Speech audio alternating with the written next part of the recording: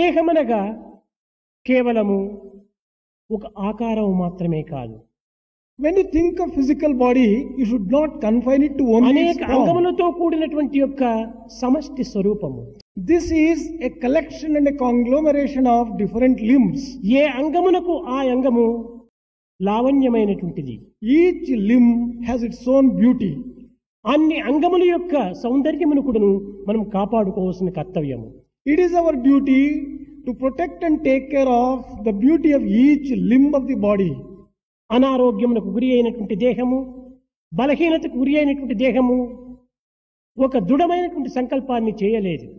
A body which is subjected to disease and weakness can never contain strong thoughts and sound feelings. పవిత్రమైన దివ్యమైన భవ్యమైన భావములు మానవుని నుండి ఆవిర్భవించవలనన్న శరీరం దృఢమైనటువంటిదిగాను ఆరోగ్యమైనటువంటిదిగాను ఉండాలి.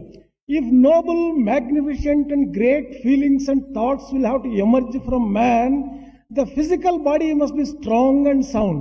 అన్ని మతముల వారు కూడాను దేహం యొక్క పోషణను అంగీకరించినటువంటి వారే. All the religions have agreed upon the fact that body must be taken care of well.